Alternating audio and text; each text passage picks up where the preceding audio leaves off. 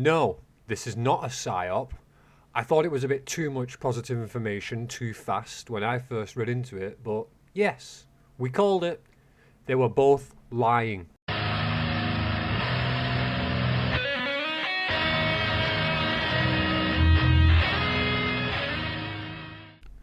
So, been sitting on this for a day or so now, as I wasn't sure how real the information was coming from Spy News. The posted timestamps appeared to be off.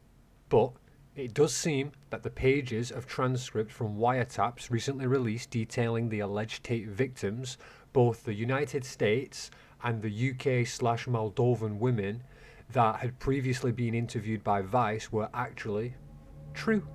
They really made these statements on a private line when they believed nobody else was listening. Now, the documents referring to malicious plans to deceive the public and to assassinate the Tate's character and reputation for fun or for the thrill and the enjoyment of it, reading the transcript in full shows us just how vile these liars really are. Openly joking about things like we deserve an Oscar and going to go pull some tears out. Falsified evidence is a serious crime, even in Romania. But we know these women will never see the inside of a jail cell or likely face any kind of legal repercussions. The lengths that some monsters will go to skirt responsibility and avoid accountability for their actions never ceases to amaze even a fiend like me. These cretins attempted and perhaps succeeded to irreparably harm many people's lives, or they were so unbothered by the repercussions of their actions they neglected to even consider how a deception of this magnitude would affect others, not just the two Tate brothers. Monsters in every sense. The Tates' lives have been forever changed. 2 months incarcerated with no evidence, and they are still not free. So it's come to light that text messages conspiring to frame the Tates have now been leaked. Why are they still in jail? These boys were locked up on allegations only, with no evidence presented, nothing. Allegations have now been leaked from girls conspiring to frame them, yet nothing's been done to stop them. Not once have I heard the media address what the girls have said until yesterday, and I believe that this case needs more attention because it's scary. It's a violation of human rights that the boys are still in jail on allegations alone. These girls have conspired and the text messages have been leaked, and this girl, one of the girls, has been known for running away from home and known for doing this sort of stuff. Now, I don't know about you guys, whether you like the Tates or not, this should scare you because it's women like this.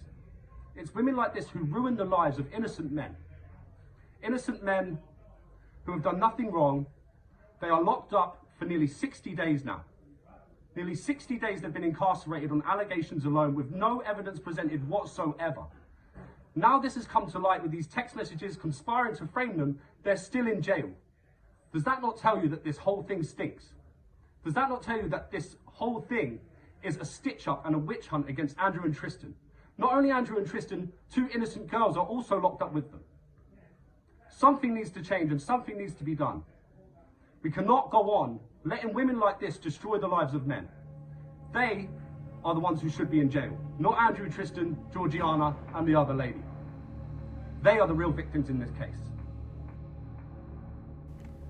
So, how do things like this even happen? Well, bitches be cray. No, but in all seriousness, attention is a powerful motivator these days. I wish I could say that there was a real decent reason that they would do something this abhorrent, but in all likelihood, they probably did it for the combination of attention, status, and to avoid taking accountability for the choices their families and friends would consider unfavourable, even degrading. They likely felt shame, and perhaps they regret very much suddenly moving to Romania, doing cam work and impulsively showing the world their asses online. Most Westerners consider this low or unsightly action. I'm not aware whether they informed their loved ones that they would be living with the Tates, probably not based on the evidence we've seen. However, This whipped up story of kidnapping, imprisonment and rape certainly covers and alleviates the shame they would have if they were known to have made these choices by themselves. Rather than take responsibility, they chose to desperately spin a story that they knew the public and certain specific news outlets would jump right into, meaning they dodged personal accountability. Hate for the Tates is a very easy and popular choice at present for most people. It doesn't require any independent or critical thinking to comply. The masses have frequently taken the path of least resistance towards their comfort and security, sacrificing their personal integrity and liberty for the safety and assurance of the herd. Curiosity killed the cat, but complicity killed the man.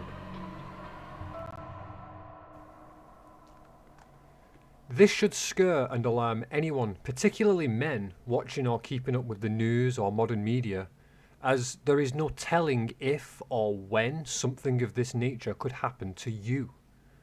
It could be today, maybe next week. Your reputation will never recover once accused, even if exonerated by the state. We saw similar public dragons with Count Dankula, Alex Jones, and even widely loved figures such as Johnny Depp are not immune to what I will dub the spider method. As some deceivers will spend days upon days constructing the perfect snare to capture their unsuspecting prey, a literal web of lies designed to have as much reach as possible in order to attract and stick to as many victims as possible, before they sink in their fangs and drink from the well of comfort those victims provide, also known as Me Too.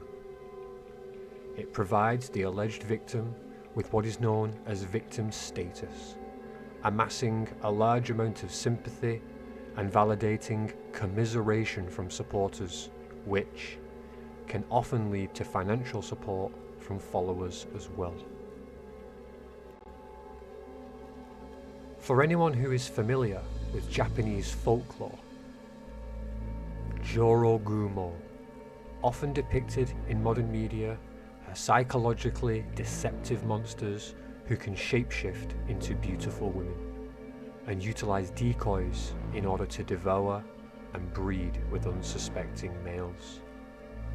If we transfer these attributes, a modern day Jorogumo might well look like this. With hooks on the tips of each leg, she gathers in the thread.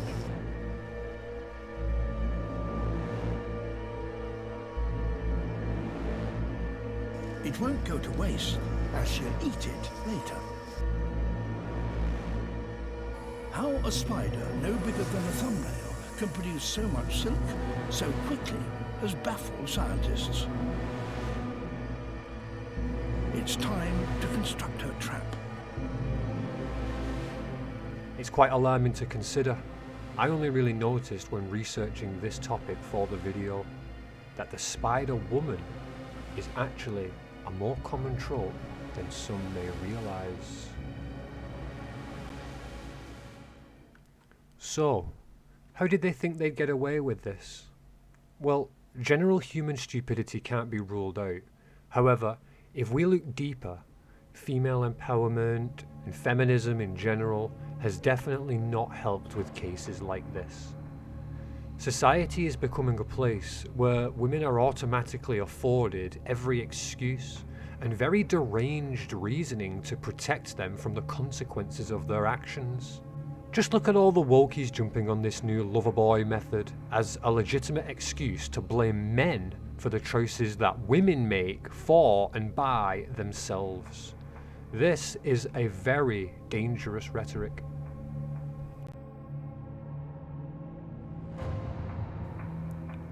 False allegations have been purported for centuries, and I don't think this case is any different to similar ones in the past. There's too many to count in the last 10 years alone. I don't even have to name any particular case because you all know exactly what I'm talking about. Women, in general, don't have to face the consequences of their actions, And these two scats definitely did not think this would blow up in their face.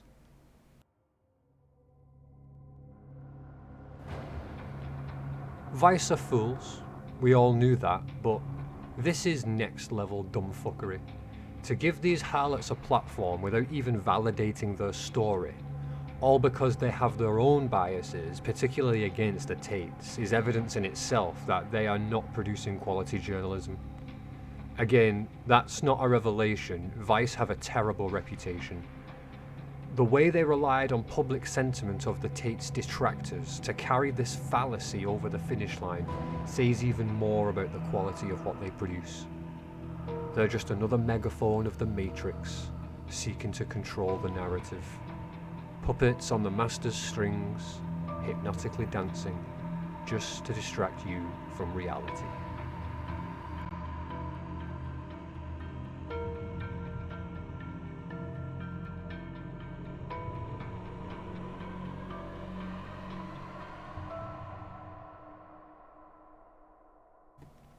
For anyone who is interested in learning more about the specific details regarding this evolving issue, I recommend watching the most recent podcast over on Fresh and Fit's channel, as they have compiled some rather interesting and pretty condemning information about the actions of these two bimbos since the original weave of accusations were made public, such as the fact these dancers are not actually even in Romania anymore. Are they under judiciary protections? Because they don't seem to be locatable at the present time for further questioning, seeing as their original statements lacked any form of substantial evidence in the first place. Honestly, I find this revelation shocking, but not at all surprising. I had my suspicions. I called out the lack of evidence at the time. That, of course, didn't stop mainstream media, particularly the BBC, from the smearing and bad faith acting. I think that these two women should be located, arrested, and charged appropriately, being afforded the same, if not longer, length of sentence they would have condemned the four arrested in this case too. Consequences should be seen. But I wouldn't hold your breath. In the end, Tate's message will live on. Beyond this, he is simply too powerful, too strong and resilient. You cannot kill an idea. Also, I want to add that Censored Men and Suleiman Ahmed can be found on Twitter, have also been invaluably at the forefront of this ongoing situation, and I don't feel they're getting the attention they deserve, so go give them a follow over there. That's all from me today, fiends. Let me know what you thought about all this in the comments below. That really helps with the algorithm. And as always, leave a like if you liked it, subscribe for more future videos, and I'll catch you in the next one.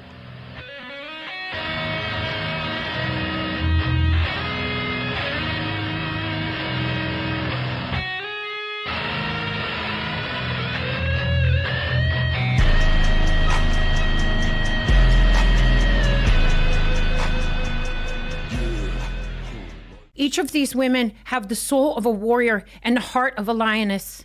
Justice is a journey, and I encourage you to use each footstep to imprint your fierce will, fight back, demand accountability, drain the shame that was never yours. Whoo, that's cold.